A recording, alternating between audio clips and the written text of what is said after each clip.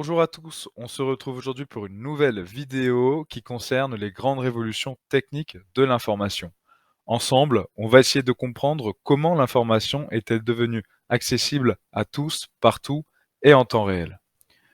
Alors, le rapport à l'information a été bouleversé par de grandes révolutions techniques.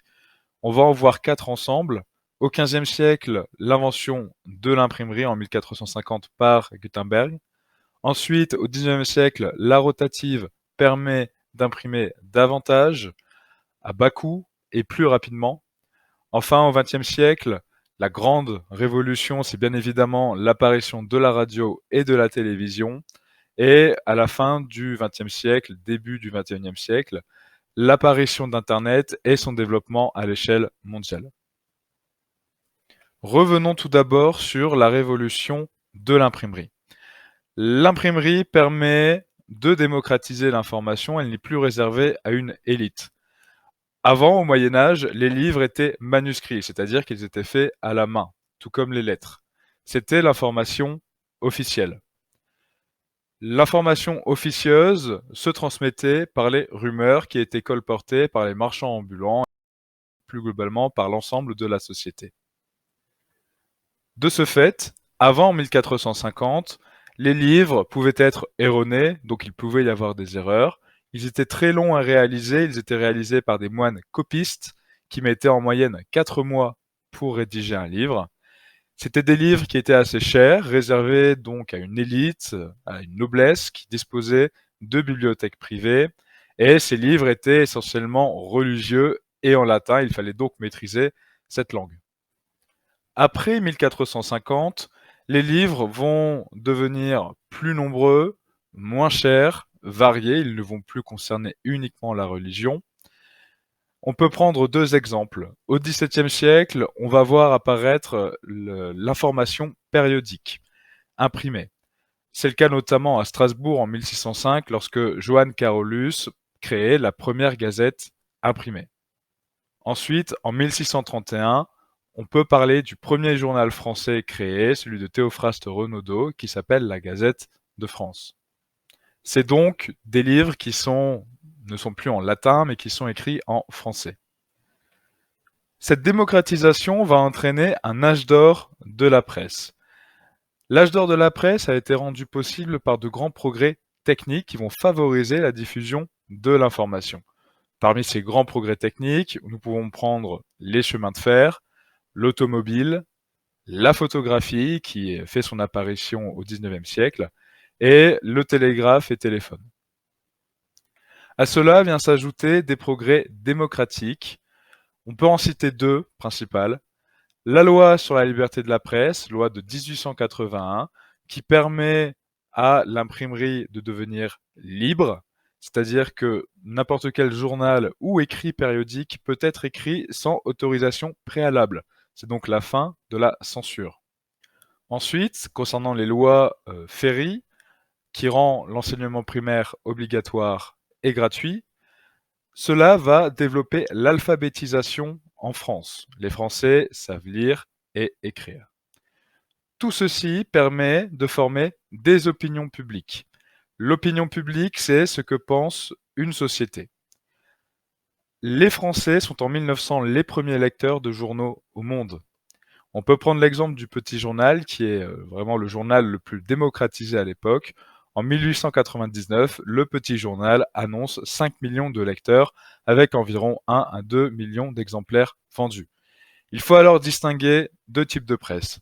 La presse d'information, qui transmet une information neutre, et la presse d'opinion, qui vient analyser l'information et y ajouter un côté politique. C'est le cas notamment de l'Humanité, qui est une presse de gauche.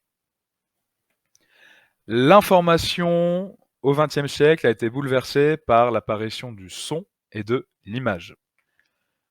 De quoi allons-nous parler? Nous allons parler d'abord de la radio, qui a été un tournant majeur. La radio est née au XXe siècle, d'abord utilisée à des fins militaires. On sait que les guerres ont amené des progrès techniques, scientifiques conséquents.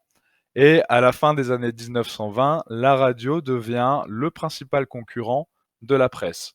Le grand avantage de la radio, c'est qu'elle propose une information instantanée. On parle là de médias de masse, c'est-à-dire que la radio est écoutée par toutes les familles. Quelques chiffres pour appuyer cette idée de médias de masse. En 1932, seulement 10% des Français ont accès à un poste radio. En 1939, ils sont 56%. Outre-Atlantique, 7 Américains sur 10 disposent d'une radio en 1930. Ce média de masse, les politiques vont s'en saisir d'emblée, c'est le cas notamment de Roosevelt qui s'adresse régulièrement à la population. C'est un moyen de transmettre les idées du gouvernement, les grandes réformes qui sont menées. Ensuite, l'information par l'image, là on va parler de la télévision. La télévision ajoute un plus parce qu'il va y avoir une forme visuelle qui va apparaître. L'image permet de susciter une émotion, une fascination chez le téléspectateur, l'illusion de l'objectivité, donc l'illusion de la réalité. Le téléspectateur va vivre l'événement en direct. C'est le cas notamment lors de retransmissions à l'échelle mondiale, comme les Jeux Olympiques, qui sont suivis par des millions de personnes. La télévision va s'installer progressivement dans le paysage médiatique français et va devenir le premier média de masse dans les années 1960, devant la radio et devant la presse. Là encore, le pouvoir politique comprend l'intérêt de la télévision et va vouloir se l'approprier et le contrôler.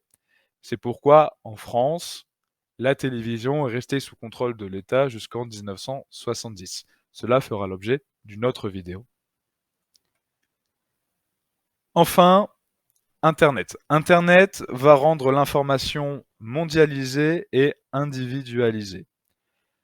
Qu'est-ce que c'est Internet? C'est un média qui est apparu dans les années 1990 et qui permet d'accéder à une information et de la diffuser partout à travers le monde via des sites Internet.